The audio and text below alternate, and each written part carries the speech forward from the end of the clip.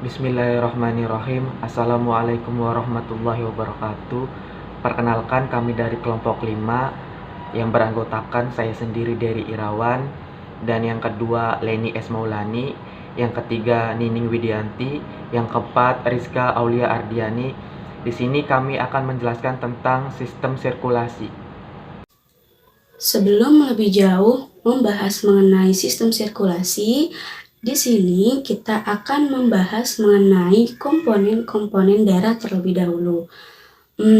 Apa saja ya komponen-komponen darah pada tubuh manusia, pada tubuh kita tentunya. Oke, untuk pemahaman lebih jelasnya, kita simak video selanjutnya. Halo Sobat Biologi, pertama kita akan belajar mengenai darah. Tentunya darah memiliki peranan penting bagi manusia. Yang pertama yaitu untuk mengangkut sari makanan, yang kedua untuk mengangkut oksigen dan karbon dioksida, dan yang ketiga untuk mengangkut hormon. Yang berperan penting pada darah ada yang namanya sel darah. Sel darah ini dibagi menjadi 3 bagian. Ada yang namanya eritrosit, leukosit, dan trombosit. Yang pertama ada eritrosit.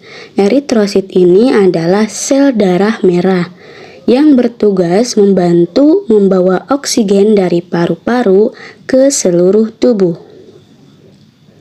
Yang kedua ada leukosit, yaitu sel darah putih yang berfungsi untuk melindungi tubuh dari infeksi.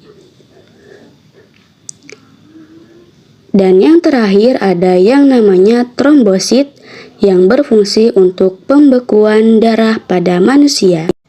Halo semuanya, kembali lagi dengan Kak Nining. Dalam video kali ini, kakak akan menjelaskan tentang sistem sirkulasi. Apa itu sistem sirkulasi? Sistem sirkulasi adalah sistem yang berfungsi untuk mengedarkan berbagai zat dalam tubuh. Dalam sistem sirkulasi manusia berupa sistem peredaran darah. Apa sih fungsi sistem sirkulasi? Yang pertama, pembuluh darah terbagi menjadi pembuluh darah arteri, vena, dan kapiler. Pertama, mengangkut karbon dioksida dari tubuh ke paru-paru, kemudian dikeluarkan melalui sistem pernapasan, kemudian mengedarkan nutrisi ke seluruh tubuh, mengangkut hormon ke seluruh tubuh, dan mengatur suhu. Dalam sistem sirkulasi terdapat 2 komponen. Yang pertama alat sistem sirkulasi atau alat peredaran darah, dan yang kedua ada darah. Dalam video kali ini kakak akan menjelaskan tentang alat peredaran darah yang terdiri dari jantung dan pembuluh darah. Yuk simak lebih lanjut. Apa itu jantung? Jantung merupakan alat yang digunakan untuk memompa darah guna memenuhi kebutuhan oksigen untuk ke seluruh tubuh. Perhatikan gambar berikut. Jantung yang berdetak memiliki bagian-bagian tersendiri. Di antaranya yaitu katup mitral, katup aorta, katup pulmonalis, katup trikapsid, atrium kanan, atrium kiri, ventrikel kanan, ventrikel kiri, aorta, arteri pulmonalis, vena cava, dan vena pulmonalis. Tanda panah berwarna biru bertanda darah akan kaya karbon dioksida, sedangkan berwarna merah darah kaya akan oksigen dan siap diedarkan ke seluruh tubuh. Pembuluh darah merupakan bagian dari sistem peredaran darah yang berfungsi untuk mengedarkan darah ke seluruh bagian tubuh.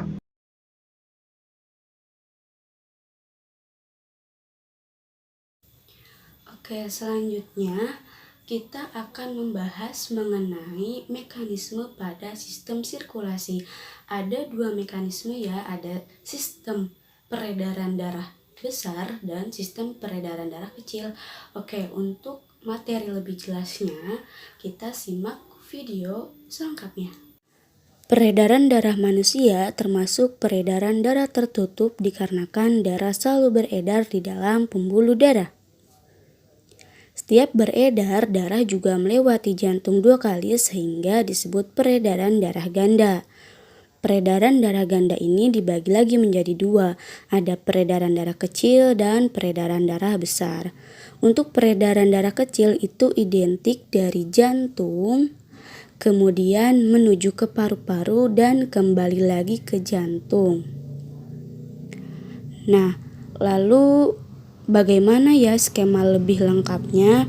Nah, ini dia skema lebih lengkap dari peredaran darah kecil, yaitu darah dari jantung kemudian ke paru-paru dan kembali lagi ke jantung. Nah, ini dia definisinya. Peredaran darah kecil merupakan peredaran darah yang dimulai dari jantung kemudian ke paru-paru dan kembali ke jantung.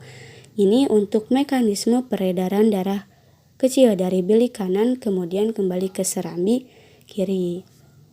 Lalu bagaimana ya dengan peredaran darah besar? Apakah karena besar identik dengan berat? Apakah seperti itu ya? Oke, kita luruskan ya. Jadi tidak seperti itu.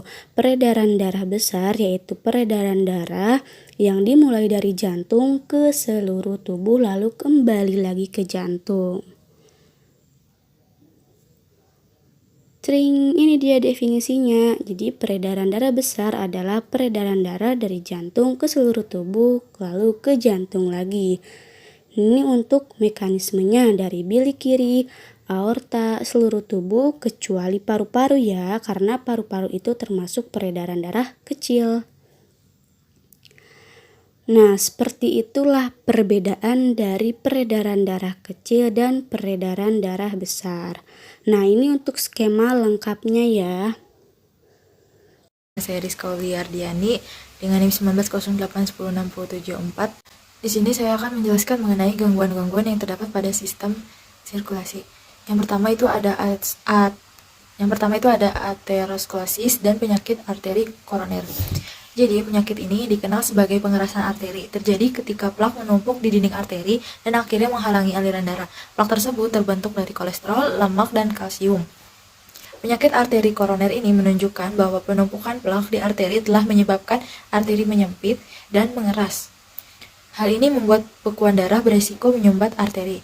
Selanjutnya yang kedua itu ada serangan jantung. Serangan jantung terjadi ketika jantung tidak dapat mendapatkan cukup pasokan darah, misalnya karena penyumbatan pada arteri. Kondisi ini dapat merusak otot, jantung, dan merupakan keadaan darurat medis. Yang ketiga yaitu ada stroke. Stroke terjadi ketika gumpalan darah menyumbat di arteri otak dan mengurangi suplai darah. Namun kondisi ini juga bisa terjadi ketika pembuluh darah di otak pecah. Kedua kondisi tersebut mencegah darah dan oksigen mencapai otak. Akibatnya, bagian kemungkinan besar akan rusak. Yang keempat itu ada leukemia. Jadi leukemia juga dikenal dengan sebutan kanker darah. Penyakit ini disebabkan oleh kelebihan produksi sel darah putih yang jumlahnya abnormal. Sel darah putih tersebut akan memakan eritrosit dan menyebabkan menurunnya jumlah eritrosit. Selanjutnya ada teknologi pada gangguan sistem sirkulasi. Yang pertama itu ada operasi bypass. Operasi ini merupakan teknik pembedahan untuk mengatasi penyumbatan pada arteri koroner. Teknik ini menggunakan pembuluh darah lain untuk ditempelkan ke jantung. Nah, pembuluh ini disambungkan ke aorta dan ujung lainnya ke pembuluh arteri melewati bagian yang tersumbat. Selanjutnya yang kedua ada terapi gen. Teknologi yang satu ini dilakukan dengan menumbuhkan pembuluh darah baru dengan menyuntikkan beberapa salinan gen langsung ke jantung. Nah, gen tersebut menjadikan VEGF atau Vascular Endothelial Growth Factor yang akan mendorong tumbuhnya pembuluh-pembuluh darah baru. Yang ketiga ada angioplasti. Ini merupakan teknik untuk membuka sumbatan plak, timbunan lemak pada pembuluh darah dengan memasukkan kateter. Selanjutnya ke dalam kateter dimasukkan kawat kecil lentur menuju lokasi penyumbatan. Pada kawat tersebut sebelumnya dimasukkan balon yang berisi masih kepis. Selanjutnya yang keempat ada transplantasi jantung. Nah, teknologi berikutnya untuk mengatasi gangguan pada sistem peredaran darah adalah transplantasi jantung. Ini merupakan satu tindakan untuk mengganti jantung yang sakit dengan jantung yang sehat melalui operasi.